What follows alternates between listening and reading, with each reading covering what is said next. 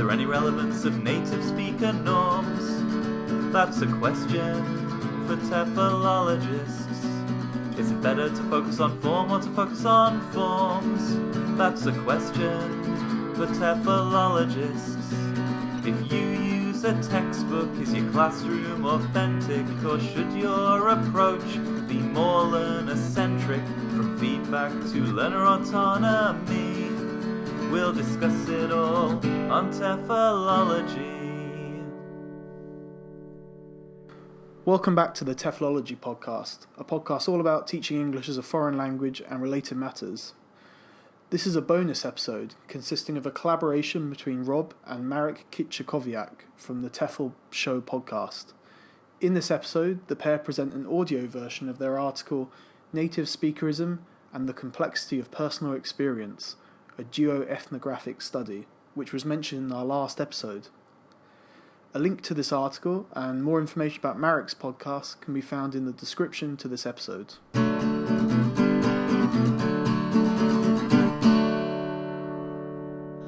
Right, hello everybody, this is Marek, and today I'm with Robert Lowe. Hello.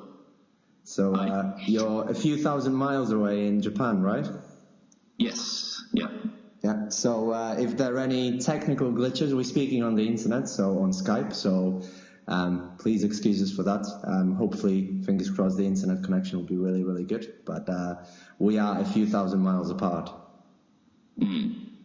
Yes, yeah. Do you want to fill us in what we'll be talking about in this episode, Robert? Yeah, so we're going to be talking about a paper that we co-authored in the journal Cogent Education. And the title of the paper was Native-speakerism and the Complexity of Personal Experience, a duoethnographic study. And what we're going to try and do is maybe a bit of a first. We're going to kind of do an audio paper, an audio academic paper. A lot of the paper is constructed in the form of dialogues, which we'll explain later on. And we're going to kind of perform the dialogues and discuss our findings. Yeah, but don't worry, we're not going to read out the literature review, so we're not going to bore you with that. We will go through the literature review, but I think more in a dialogue form as well. So because there are a few difficult terms in that title, native-speakerism and then duoethnographic study. So you might be already wondering what these two terms are. But you know, we will go through that in a second, but in a more of a dialogue way. But maybe shall we start off by introducing ourselves, Rob? Sure, yeah. Do you want to go first? Yeah, so I'm Marek, and I co-authored the TEFL Show podcast with another Rob, but that's not the Rob that I'm talking to today. I co-authored the TEFL Show podcast with Rob McCall. And I also run TEFL Equity Advocates, which is a website where I advocate for equal professional opportunities for native and non-native English-speaking teachers. And then I work at a university in Belgium, the University of Leuven, where I'm an English teacher. And then I'm also doing a PhD on native-speakerism at the University of York. Okay, I'm Robert Lowe. I'm a lecturer at Tokyo Kasei University in the Department of English Communication. I'm also a co-host of the TEFLology Podcast, the rival podcast. And I'm doing my PhD on native-speakerism at Canterbury Christchurch University. Hopefully I'll be finished relatively soon. And yeah, I've been teaching for about 8 years, and my views on teaching have changed quite a lot over that time because of all this study of native-speakerism. So that's me. Great.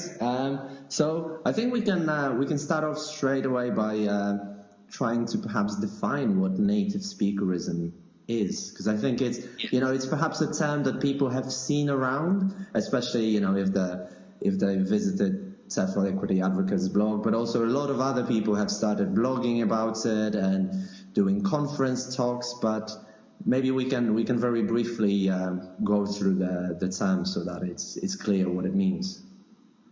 Yeah. Well, think, native-speakerism has a few different definitions, which makes it a little bit difficult to define exactly what it means. Originally, it referred to the idea that people who are considered to be native speakers of English are considered within the ELT industry to be the ideal models of English, the ideal speakers of English, and the people who are kind of repositories of the best methodologies for teaching English. And this was a term coined by Adrian Holiday as a British applied linguist back in the early to mid-2000s. But there have been a few different attempts to kind of redefine this, I think. And I think the popular use of the term has also moved away from that a little bit. So in popular use, and I think probably the way most people would understand the term, basically it's used as an analogue of racism, discrimination against so-called non-native speaker teachers. But there are, again, some other definitions besides that. Do you want to talk about those? Yeah, I think some people started pointing out that one of the problems with the original definition that we've just given you, and that was formed by Holiday, was that native speakerism was a bias only against non-native speakers, and that the only people who benefited from it were native speakers. But in a quite a recent book, Horton and Rivers, they pointed out that this is not always the case, that also native speakers can be affected negatively by native speakerism. So perhaps you might be better placed to give examples of that, because a lot of the examples given in the book are from Japan. But in a nutshell, the situations where native speakers at the beginning of the careers, they benefit a lot because they can quickly get relatively good jobs that non-native speakers wouldn't be able to get. But then because of how they're perceived, they're not really perceived as skilled and qualified teachers. They aren't allowed to progress in the careers, and they find that there is a sort of a glass ceiling, we could say, and they can't move beyond that because the profession, or in that particular region, perceives them not really as teachers but simply as native speakers. Yeah, professional foreigners, I think, is the term that gets used in the book. Yeah, that's right. And we also use the word perceived or considered as a native speaker, and I think that's really important here as well, isn't it? Yes, yeah. I mean, the term native speaker gets used a lot in ELT and applied linguistics, but there's quite a body of literature showing that it's not as value-free as it may seem. You know, people can get called a native or a non-native speaker on the basis of things like race and nationality and accent, and even on just their name. You know, that can be enough to distinguish people in the minds of others. And also whether they just choose to self-identify as a native speaker or not. So particularly within applied linguistics, it seems that the term native speaker is not as objective as it might seem. Absolutely, and that's why in our paper, if you decide to read it later on, we hope you do, then we use it in inverted commas. And that was suggested by Holiday, I think, for the first time, wasn't it, in his book? Yes. To use it in inverted commas to suggest that it's a very often subjective term, and as you say, sometimes because of how you look or your accent or where you come from, you're either classified as a native speaker or a non-native speaker. Yes, absolutely. So as we've described, there are these different definitions of native speakerism, and they kind of are related to these grand narratives, right? So in the original definition, it was all about one group of people and the effects of native speakerism on one group of people. And in the redefinition, it focuses more on the other group of people, the perceived native and non-native speakers. And what we decided to do was to see if we could kind of disrupt these narratives a little bit by conducting a duoethnographic study. So duoethnography is an approach to qualitative research that was first invented, I think, in 2004 by Norris and Sawyer, who are two researchers. And the idea in duoethnography is that two people juxtapose their life histories in order to disrupt, certain grand narratives and to see what kind of complexity emerges from their dialogue. And so this is what we did. We spent time collecting data through discussion on the internet, and then we identified themes in that, and then from that we constructed this paper. Yeah, and I think an important thing to point out is that I've already seen a few people comment on the paper, for example, on the internet, and they're saying that it's very subjective. But that's when you're doing this sort of research, this is the whole point, that it's about our subjective experiences, and when you're doing duoethnography, you acknowledge your beliefs as a researcher and your values, and that they form a very important part of the research process. And I think in any research that you're doing, no matter how objective you're trying to be, your beliefs will always, in a way, influence the research that you're conducting.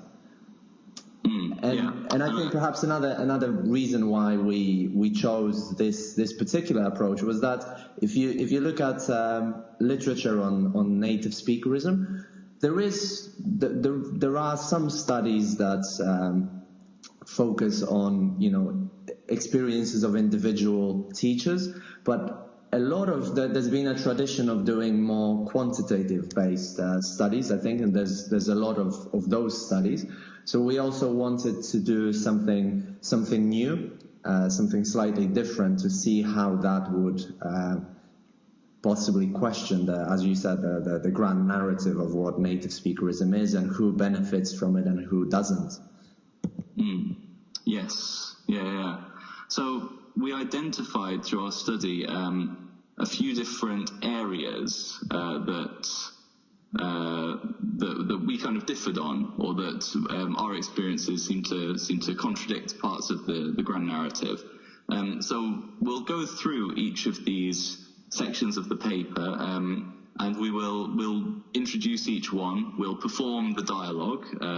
So the data in a duoethnographic study is usually presented as a play script style dialogue, which is why we've chosen to record it, because we can perform it as a dialogue. So one of us will introduce the section, we'll then perform the dialogue, and then one of us will conclude the section. We'll go through the 4 sections like that. Yeah, and perhaps before we start with the first section, the 4 sections that we're going to be talking about were the stereotypical beliefs about native and non-native speaker teachers. So beliefs like non-native speakers are better at teaching grammar because we've learned the grammar, and native speakers, like you, Rob, you don't know anything about grammar. You can only teach speaking. Yeah? That's what you're good at. These are the beliefs. That is true in my case. I'm sure it is. And then also the effects native speakerism has on careers, and the effect it has on our careers. And then the issues of self-confidence as well, because very often it's said that non-native speakers are less confident because of the fact that they are non-native speakers, and that the legitimacy is continuously questioned in the classroom. And also the final point will be the ways in which we became aware of native speakerism and what it is and what effect it has on our profession. Yeah. So shall we move into the first of the sections? Yeah, absolutely. Okay. And so I'll read through the introduction that we wrote for this section, and then we'll go into the dialogue. Okay. So in the first section of the dialogue, we aim to show how our personal experiences disrupt the common narrative in ELT, which claims that native and non-native speakers have essentialized strengths and weaknesses.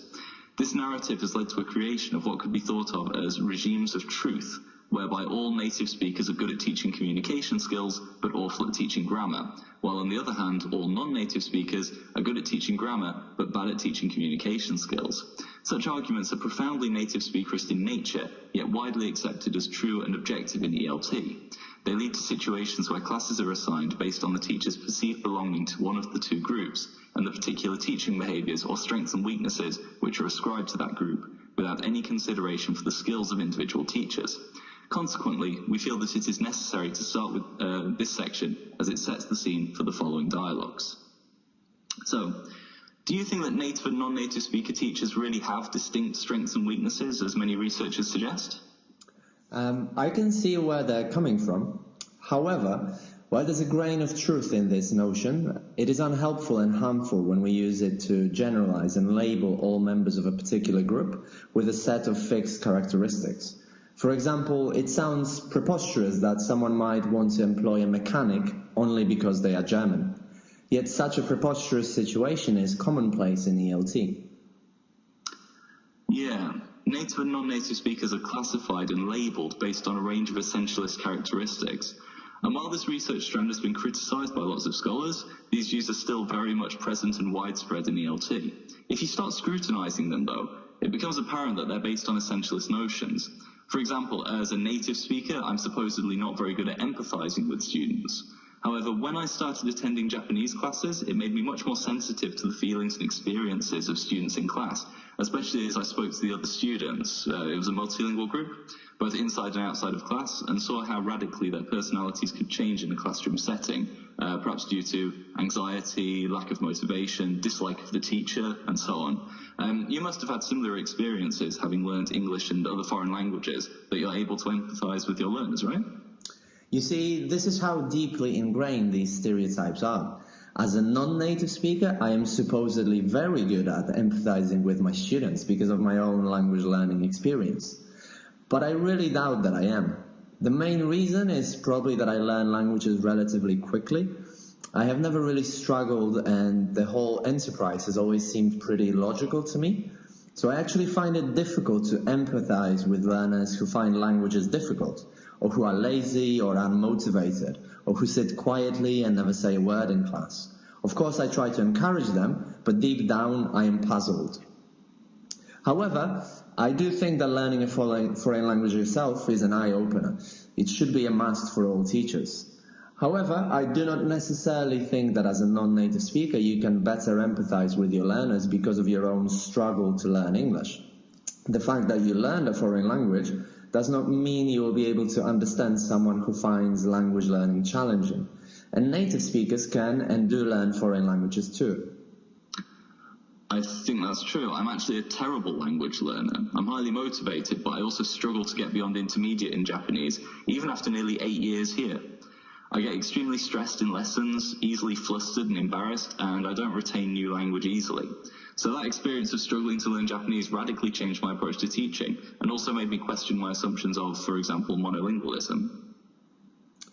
So, in this exchange, we can see how notions of essentialized strengths and weaknesses of native speaker and non-native speaker teachers, which serve to uphold practices of inequality in the profession, are not borne out by our personal experiences. Indeed, are contradicted by them. While myself, as a non-native speaker, am supposedly more empathetic with my students as a strong language learner, this does not come naturally to me. And for Rob, on the other hand, his own experiences of language learning have made him much more empathetic towards his learners. So we see here that narratives which support the ideology of native-speakerism, when examined on a personal level, are unsustainable. The complexity of personal experience revealed by this dialogic interaction between the two of us serves to demonstrate that these crude taxonomies stand as little more than stereotypes. Nevertheless, these stereotypes are still widely used and upheld as common sense in ELT, having a profound impact on career trajectories of native and non-native speakers, as well as on the self-confidence, which we discuss in the following 2 sections. So we'll move on to the next section, which is about different effects on career trajectories in ELT. So in this section of the dialogue, we discuss some of the ways in which native-speakerism and the inherent stereotyping of native and non-native speakers has affected our careers, and we'll show how both of our careers have been affected in different ways. Typically, native speakerism is seen as benefiting native speakers and having a negative effect on non-native speakers. However, we'll try to show that this is not always the case by demonstrating some of the complexity inherent in a person's individual experience of and their response to encountering this ideology. So, would you say, Rob, that as a white native speaker from an inner circle, so i.e. from the UK, inner circle is the UK, the US, or Australia and countries like that. So would you say that as a white native speaker from an inner circle country, you had an advantage at the beginning of your career? Because that's what a lot of the literature would seem to suggest. At every point of my career, I'd say. In Japan, I've certainly been able to get jobs more easily as a consequence of being considered a native speaker. I haven't been expected to learn the Japanese language. In fact, I've even been discouraged from learning Japanese. For example, I was able to get a job teaching full-time at a language school despite getting most of the questions wrong in the interview and having no previous post-certification teaching experience. And I've always been able to ask Japanese staff to do administrative tasks for me, though I'm making more of a conscious effort to do as much by myself now as I can. Having said that, I think that there have been times when native speakerism has negatively affected me, but there are no times when the negative effect has been stronger than the positive effect. So you're basically saying that even though there might be some slight disadvantages to being a white native speaker, the benefits are far greater. So how do you feel about Hodson and Rivers' reconceptualization of native speakerism, the way they changed the definition? Because in their book, they show that being a white native speaker in Japan can really hinder your professional opportunities. Well, I think Horton and Rivers are right in a way. There's definitely a sense in which native speakers are seen as disposable and not taken as seriously as other educators, at least in some settings. For example, the idea of native speakers as resources or as living tape recorders who are valued primarily for their cultural significance, almost like a piece of realia, is very true. On the other hand, I think there's a sense in which Horton and Rivers overplay the issues a little. To bring in an analogy, gender-related issues can affect men. For example, there are higher rates of male suicide, maternal preference in child custody cases, and so on. But it would be a mistake to say that sexism is something that affects men and women equally. Similarly, I think you can acknowledge that native speakerism can affect native speakers in a negative way, but I don't think you can say that they're the main or even really the equal victims of it.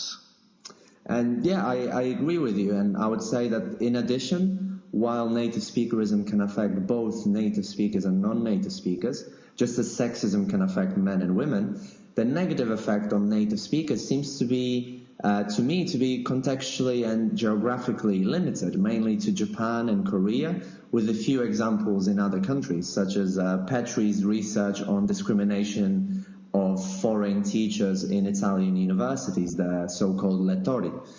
And the discrimination against non-native speakers, on the other hand, is much more widespread and affects employment prospects, pay, self-confidence, and negative perceptions from colleagues, students, and superiors. But does it affect all non-native speakers in the same way or to the same degree?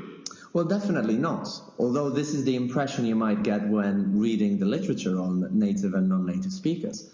I have personally only ever experienced it in the recruitment sphere, when I was turned down for posts because of my mother tongue. This can be very frustrating and demotivating, especially if you're a highly qualified and experienced and proficient teacher. However, I have never experienced the sort of "I am not a native speaker" syndrome described in literature, or nor ever felt inferior to native speaker teachers. Neither have I ever felt any discrimination from my colleagues or students.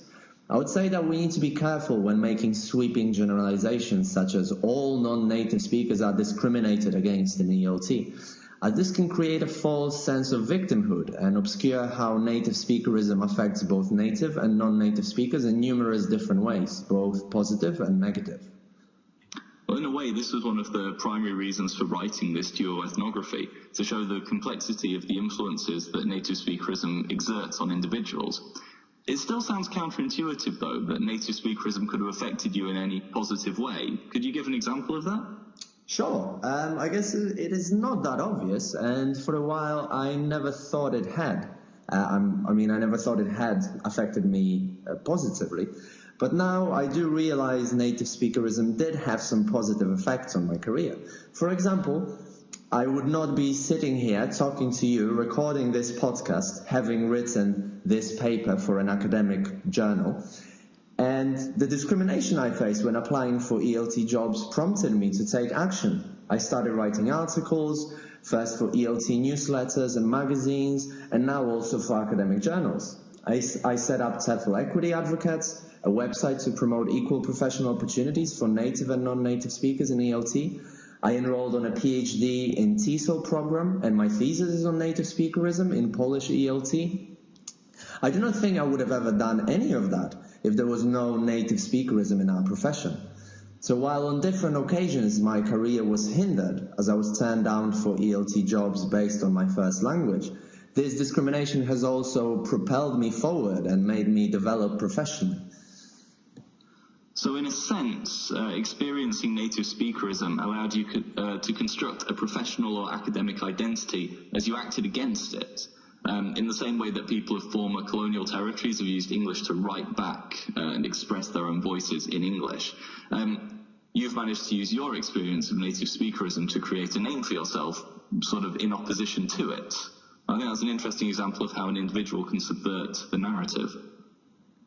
Yeah, so from this dialogue, we can see that the influence native speakerism exerts on the careers of native and non-native speakers is a complex one and might very much depend on the context. While we, both of us, agree with the reconceptualization of the ideology conducted by Houghton and Rivers, which shows that both groups can suffer the negative consequences of native speakerism, we think it's really important to remember that similarly to sexism, native speakerism does not affect the two groups equally. Furthermore, we also came to realize that the influence of this ideology on non-native speakers does not always have to be negative. So we'll move on to the third theme, the third dialogue that we wrote. In this section of the dialogue, we discuss issues of self-confidence and professional standing caused by native speakerism in ELT, and attempt to show how these issues have influenced us in different ways. We aim to show that similar effects can be felt by teachers due to native speakerism, even if the process in each case is not the same. We also show that native speakerism is so deeply embedded in the thinking of all ELT professionals that native and non-native speakers might misrepresent the situation or the experience of the other group due to essentialist stereotypes. So another important difference is the effect native speakerism has on self-confidence and self-esteem of teachers. For example, few native speakers would say they struggle with their self-esteem or confidence as a result of native speakerism, I think. On the other hand, non-native speakers often suffer from these issues and may even engage in self-discrimination as a consequence. Actually, I disagree. I think that self-esteem and confidence issues are really the biggest problem for native speakers caused by native speakerism. Really? That sounds a bit counterintuitive to me. Aren't native speakers supposed to be in a position of authority over the language and teaching methodology? Well, maybe it would help to give an example. So when I started one of my first jobs, my colleagues and I, who were three young British guys, invested a huge amount of effort in designing a syllabus based on teaching principles, based on research, and based on a needs analysis that we'd conducted. What we came up with took a lot of effort, and we were very proud of what we'd achieved. It was well structured, and it covered academic and creative writing, cultural studies, and discussion skills. However, the students' reaction was not so positive. It was a bit lukewarm. They said, "We want Eikaiwa classes, English conversation classes. That's what native speaker teachers are for." That was the message that they seemed to give us. Many of our managers had the same kind of attitude and felt that we should be doing English conversation. Otherwise, what's the point in having native speakers? In Japan, this is a theme that comes up again and again. Foreigners are often seen just for communication practice or for entertainment. As Diane Hawley Nagatomo says, foreigners teach Eikaiwa, so English conversation, while the Japanese teachers teach Eigo, English, meaning grammar, the serious stuff. we very much felt like we were not taken seriously as teachers. We got good, well-paid jobs, we were put up in free apartments, but professionally we were not taken seriously, and that had a big impact on our confidence and our sense of self-worth.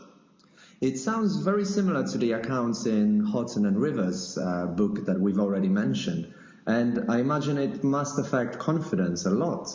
Having said that, it seems to me that it affects your confidence in a different way to how a non-native speaker's confidence would be affected. In your case, you are not seen as a teacher. In a typical non-native speaker case, the problem might have more to do with linguistic confidence and authority in the classroom. For example, students and even colleagues doubting your linguistic expertise and your ability to speak the language. Well, while I agree to an extent, my colleagues and I also had people doubting our linguistic expertise. For example, students would go and check the grammar that we had taught them with one of the Japanese teachers because, as far as they were concerned, native speakers aren't good at grammar. They just have good intuitions.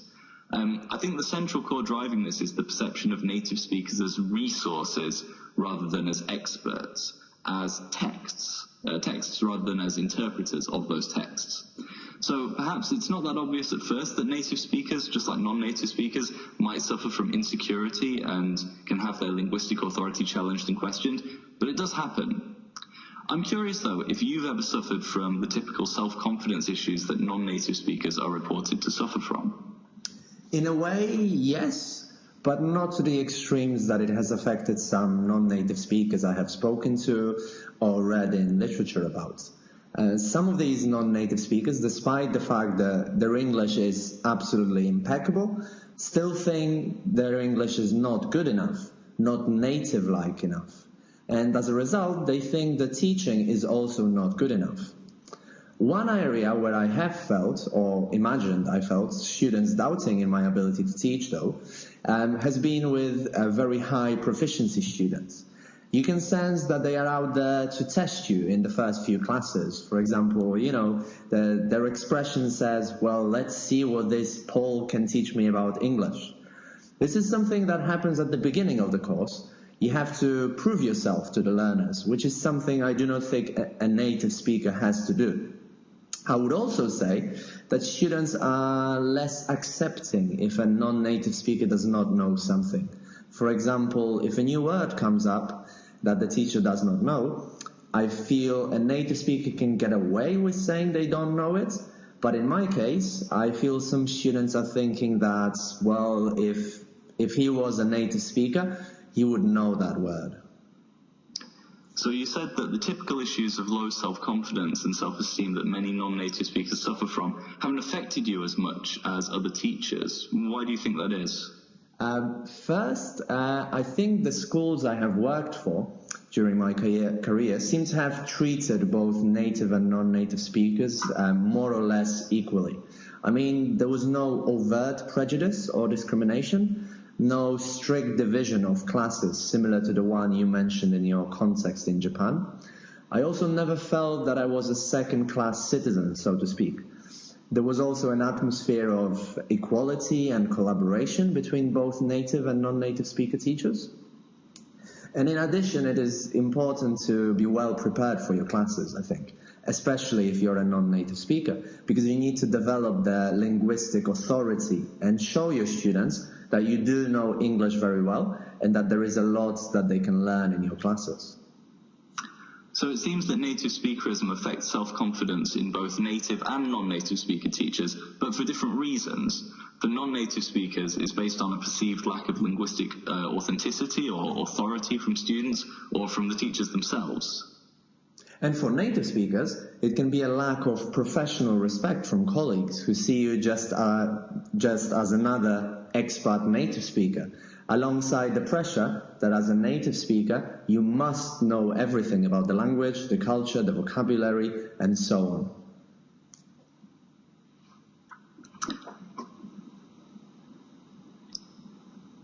Should I do the ending, or do you want to do it? I'll do it. Okay, sorry. Well, we can cut that out. Yeah. In this dialogue, we can see how our experiences of being labelled and treated as native or non-native speaker teachers have affected our self-confidence. Both of us experienced challenges to our self-confidence as well as to our professional standing and authority, but this was experienced in different ways. For Marek, this was experienced as a perceived lack of trust on the part of students or colleagues due to not being a native speaker, and therefore not being an authentic voice on the language. For me, the experience was of being perceived as being an authentic voice, but not as an authoritative voice. This demonstrates the extent to which the effects of native speakerism in the lives of individual teachers are mediated by which category, native or non-native, they're placed into, and their own personal and professional dispositions and circumstances. This section also highlights the fact that our experiences are so coloured by which side of the native-non-native divide we fall on, and the stereotypes associated with each of the sides we discussed in the first section of the dialogue, that we are less aware of the ways in which similar experiences may be felt by those on the other side, since we tend to view the other's experience not as it is, but as it should be, according to native speakerist stereotypes. It should also be noted that both of us are white European teachers, and that native speakerist stereotypes and their consequences may be amplified for other teachers from different ethnic backgrounds. So in this last section, in this last dialogue, we're going to critically examine the ways in which each of us became aware of the issue of native speakerism from our two positions as a native and a non-native speaker. And this dialogue aims to show how issues of native speakerism can serve to influence how the two groups, as they are understood in native speakerist discourse, come to notice and understand the ideology. Something occurred to me as a result of this conversation, which I think could be quite relevant. Namely, I think my awareness of native speakerism and prejudice in ELT was a process of intellectual exploration. I bought Robert Phillipson's book, Linguistic Imperialism, from a shop in Tokyo, actually just because it had an interesting title. At the time, I was completely unaware of critical issues in ELT, and my exposure to them came about as I read that book and then started to explore some of the other connected literature, for example, by Kanagaraja, by Holiday, by Pennycook, and so on. I'd experienced some challenges to my professional identity as a result of native speakerism, which we discussed earlier, but none of them threatened my livelihood.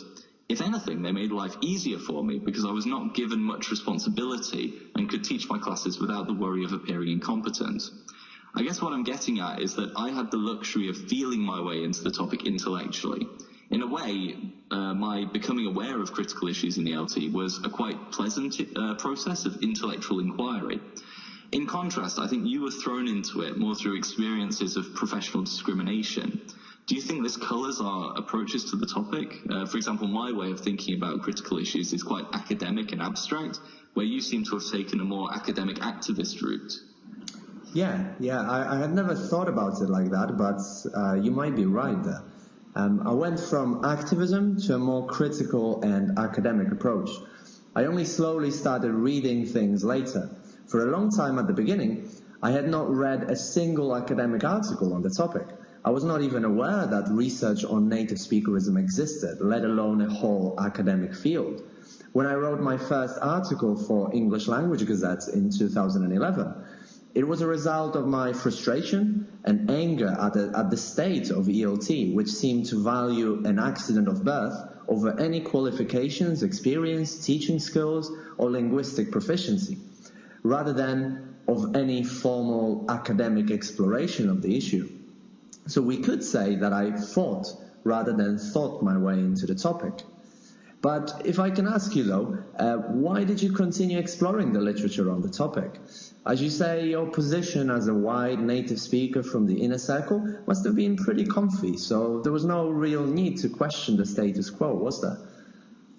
No, but I've always been interested in questions of inequality. Also, I became aware of some of these native speakerist attitudes and beliefs after the Tohoku earthquake in 2011, when I started to notice what some, and I do stress some, certainly not all, of my fellow teachers were saying about Japan and about Japanese people.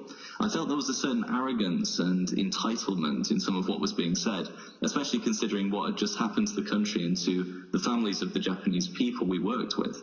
For example, some of the part-time native speaker teachers at my institution used to complain about how Japanese people had no idea what they were doing in terms of English teaching, and suggested that we should bring in more foreign teachers to sort things out. among other complaints that seemed culturally chauvinistic or arrogant. I felt that some of these people had very little idea of how things actually worked. They didn't realize how qualified, how intelligent the Japanese teachers were, and how privileged that they themselves were as mostly underqualified monolingual teachers.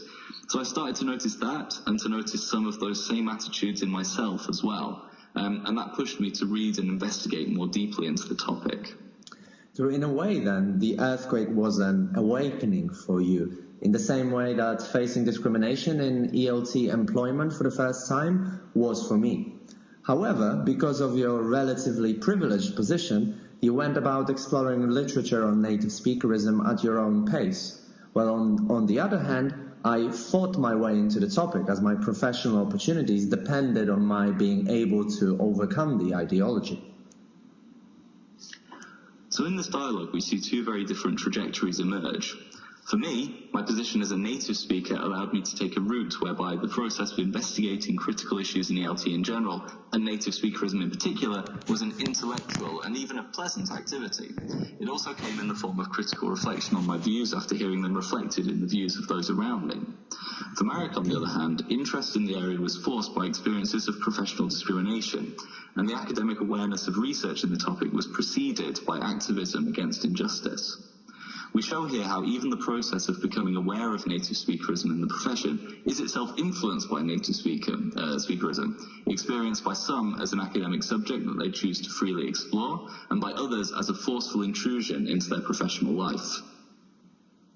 Okay, so I think in the last part of the podcast, we can very briefly move on to the discussion and conclusion of the dialogues that you've just heard.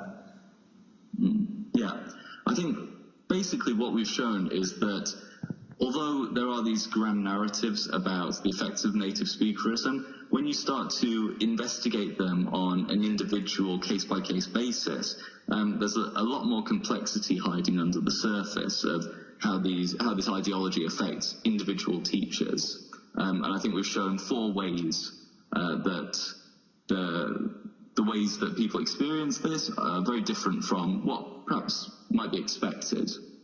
Yeah, and so just to perhaps recap, we think that the stereotypical beliefs about native and non-native speaker teachers, the effects on our careers, on our self-confidence, and how we become aware of native speakerism, these were the 4 topics where we think that these dialogues have been able to sort of show that to disrupt the grand narratives, if we can say so. So as we said throughout, I think both definitions from Holiday and then later from Houghton and Rivers, they are very useful, but because they are grand theories, they can sometimes overlook the complexities and the differences in how individual teachers perceive the effects of native speakerism. Yeah, and I think the final question that we need to answer is, where do we go from here? And as you mentioned earlier on, a lot of the research into native speakerism has been very quantitative.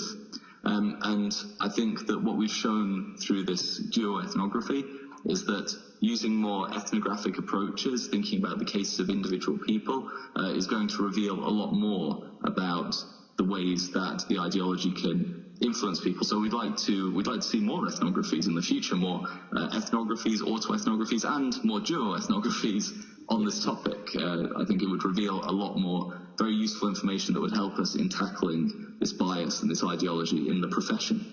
Absolutely, because I mean, in here, we had sort of 2 contexts, Japan and then I teach in Europe, but it could be completely different for 2 other teachers teaching in other contexts. So it would be very useful to do more duoethnographies, I think.